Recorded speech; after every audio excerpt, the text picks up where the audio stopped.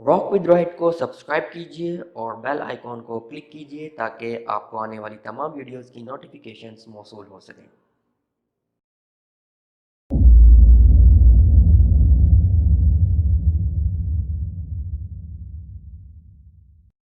अस्सलाम वालेकुम, it's me Faisal Saeed and you are watching rock with ride.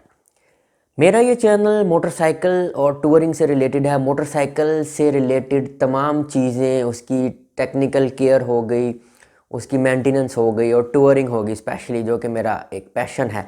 तो मोटरसाइकिल से रिलेटेड चीज़ें, टूरिंग, ईच एंड एवरीथिंग आपको इस चैनल पे मिलेगा। इस वक्त जो ज़्यादातर पिछले कुछ जो आप देखें दिनों से, चंद माह से जो मेरी प्रैक्टिस चल रही है, ज़्यादातर उसमें टेक्निकल वीडियोज़ आ रही हैं मोटरसाइकिल के मेंटेनेंस के हवाले से।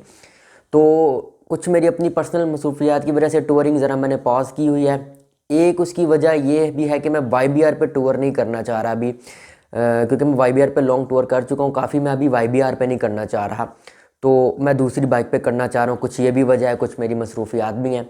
तो जो अब ये जो सीरीज़ चल रही है टेक्निकल, जो आप रहनुमाई हो रही है, आप ये कह लीजिए, तो वो भी ज़ाहिर है टूरिंग का ही एक हिस्सा है, क्योंकि ये टूरिंग में आपको हेल्पफुल होगी। इसलिए मैं इस तरह की वीडियोस आपको दे रहा हूँ ताकि कोई ना कोई कंटेंट आता रहे।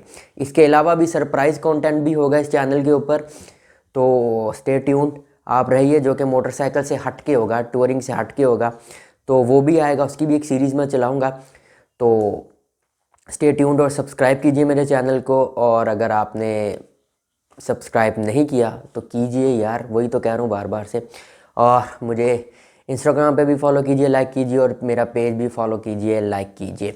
तो अभी जो मेरी वीडियो है, ये मैं आपको क्या बताने जा रहा हूँ इसके अंदर मैं आपको बताना जा रहा हूँ जो मोटरसाइकिल के जो ओरिजिनल स्टॉक स्टिकर्स होते हैं, जो ग्राफिक्स होते हैं ऊपर लगे हुए आते हैं, उसको कैसे रिमूव करते हैं बग़ैर किसी पेंट को नुकसान पहुँचाए, बग़ैर किसी यानी कि नुकसान के, कोई स्क्रैच डाले बगैर। तो मैंने पहले भी अपनी सुजुकी GS 150 जो कि मैं रख चुका हूँ, उसके भी मैंने स्टॉक स्टिकर रिमूव किए थे। फिर अपनी जो एक होंडा की CD70 है, उसके भी मैंने स्टॉक स्टिकर रिमूव किए थे।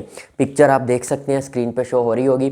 तो अब मैं आपको सिखाता हूँ कि किस तरह से मैं ये करता हूँ और किस तरह से करने चाहिए, क्योंकि जो स्टॉक स्टिकर्स होते हैं फैक्ट्री से जो लग के आते हैं, उनके ऊपर I think special sticker apply करने के बाद कोई कोटिंग की जाती है, वार्निश की या कोई और किसी लिक्विड की कोटिंग की जाती है, जिससे वो थोड़ा महफूज हो जाता है।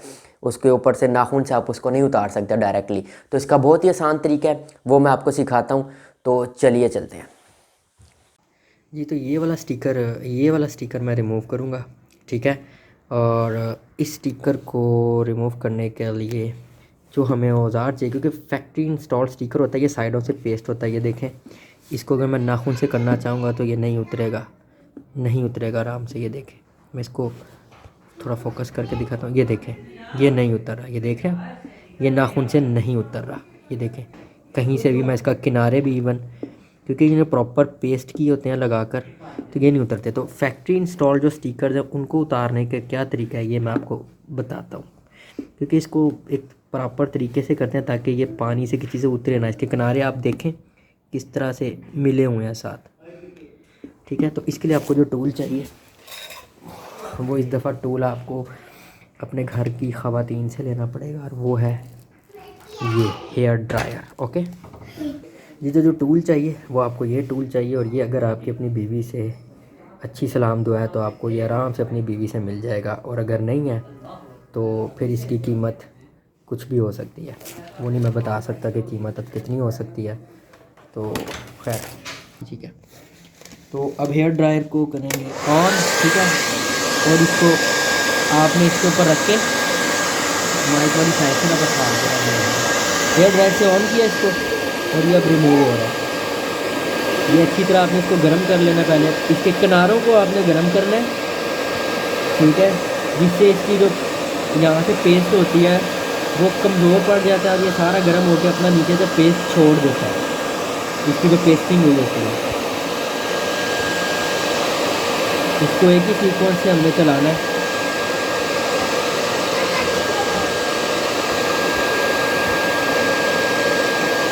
तो अगर आप देखें कि इसको थोड़ी सी हीट मिली है और ये यहाँ से अब नरम होना शुरू हो गया थोड़ा सा, तो थोड़ी सी हीट और दूंगा मैं।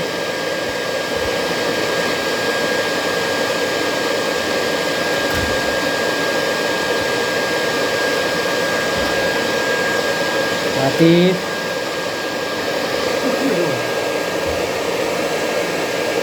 ये देखें, ये गर्म होने से इसकी पेस्ट यहाँ से कमज़ोर हो गई। और अब ये देखें कितने आराम से, कहीं पे अड़े आपको लगे कि सख्त हो रहा है, अब ये नरम हो गया क्योंकि प्लास्टिक है, नरम हो गया। तो इस वजह से अब ये देखें।